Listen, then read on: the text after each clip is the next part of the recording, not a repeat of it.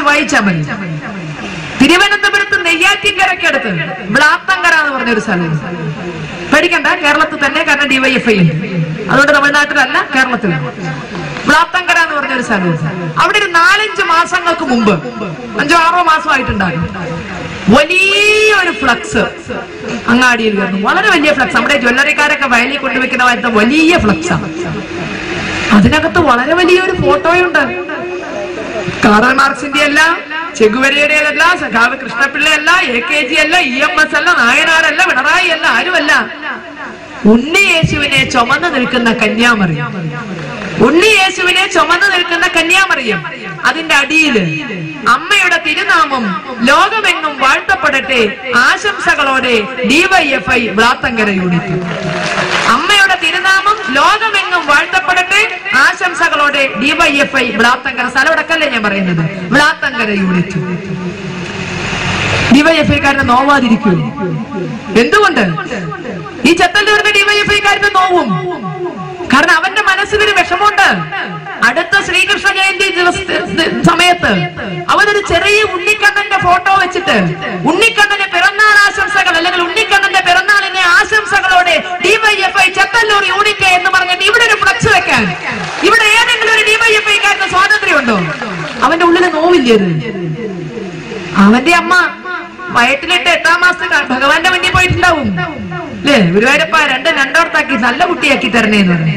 ആ ഉണ്ണിക്കണ്ണന്റെ മുമ്പെന്നായിരിക്കാം അന്നം തേച്ചിരിക്കണത്. ആ ഉണ്ണിക്കണ്ണനോട് പ്രാർത്ഥിച്ചായിരിക്കാം അവൻ ജീവിതത്തിൽ പലതും നേടുന്നത്.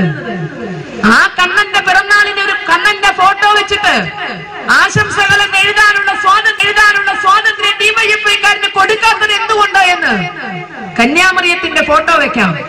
അമ്മയുടെ തിരുനാമം ലോകമെങ്ങും വാഴ്ത്തപ്പെടട്ടെ എന്ന് പറയാം. ഞങ്ങൾക്ക് എന്തുകൊണ്ട് ഈ സ്വാതന്ത്ര്യം തരുന്നില്ല? ഇത് ചിന്തിക്കുന്ന DYFIക്കാരനാണ് ഇവിടെ എത്തുന്നത്. അതിൽ അവരെ കുറ്റപ്പെടുത്തിയ കാര്യമില്ല. അവര് കാലങ്ങളായി അനുഭവിച്ചുകൊണ്ടിരിക്കുന്നതാണ്. കൊല്ലം ജില്ലയില് കരുനാഗപ്പള്ളിക്ക് അടുത്തൊരു സ്ഥലത്ത്, അവിടെ മതേതരത്വം പുലരുന്ന സ്ഥലമാണ്. അവിടുത്തെ DYFIക്കാര് എല്ലാ നബിദിന ഘോഷയാത്ര പോകുമ്പോ ബിരിയാണി പൊതി കൊടുക്കും. ആ ഘോഷയാത്ര കുട്ടികൾക്ക് വേണ്ടി അവര് ബിരിയാണി ഉണ്ടാക്കി പാക്കറ്റ് ചെയ്ത് കൊടുക്കും. വളരെ നല്ല കാര്യം. കഴിഞ്ഞ വർഷം അതിലൊരു കൂട്ടം DYFIക്കാര് ശ്രീകൃഷ്ണ ജയന്തി ദിവസം കുട്ടികൾ പോകുമ്പോ പായസം വെച്ച് കപ്പിലാക്കി കൊടുത്തു. 2 വലിയ നബിദിനത്തിന് ബിരിയാണി വെച്ചു കൊടുത്തു, ശ്രീകൃഷ്ണ ജയന്തിക്ക് പായസം വെച്ചു കൊടുത്തു. നബിദിനത്തിന് ബിരിയാണി വെച്ചോണ്ട് പുകിലൊന്നും ഉണ്ടായിട്ടില്ല. ശ്രീകൃഷ്ണ ജയന്തിക്ക് പായസം വെച്ച് വിതരണം ചെയ്തതിന് അവരോട് എക്സ്പ്ലനേഷൻ ചോദിച്ചു. ആരോട് ചോദിച്ചത് ചെയ്തു? അവര് മിക്കവാറും പാർട്ടിയിൽ നിന്ന് പുറത്താവണ അവസ്ഥയാണ്. കാരണം അവര് ചെയ്തത് ശ്രീകൃഷ്ണ ജയന്തിക്ക് പായസം വെച്ചു.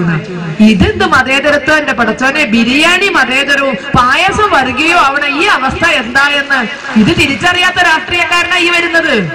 ഇതിന്റെ സ്വാതന്ത്ര്യ വ്യത്യാസം എന്താണെന്നറിയാം. ഘടനയിൽ എങ്ങനെ ഒന്ന് മതേതരവും ഒന്ന് വർഗീയവും ആവണത് എങ്ങനെയാ? നബിദിനത്തിന് പായസം വെച്ച് ബിരിയാണി വെച്ചു കൊടുത്താൽ മതേതരവും, ശ്രീകൃഷ്ണ ജയന്തിക്ക് പായസം കൊടുത്താൽ അത് വർഗീയമാകുന്നത് എങ്ങനെയാ എന്ന് മനസ്സിലാക്കാത്തവരാണ് ഒരു കാവിക്കൊടി കണ്ടാൽ അതിന് ചുറ്റും ആവേശത്തോടുകൂടി വന്നു നിൽക്കണത്. കാരണം അവരുടെ ഉള്ളിലെ നോവാണ്. ഇത് ഒരു പ്രസ്ഥാനത്തിന്റെ മാത്രമൊന്നുമല്ല, എല്ലാ രാഷ്ട്രീയ പാർട്ടികളിലും ഇന്ന് ഇത്തരത്തിലുള്ള തിരിച്ചറിവുണ്ട്.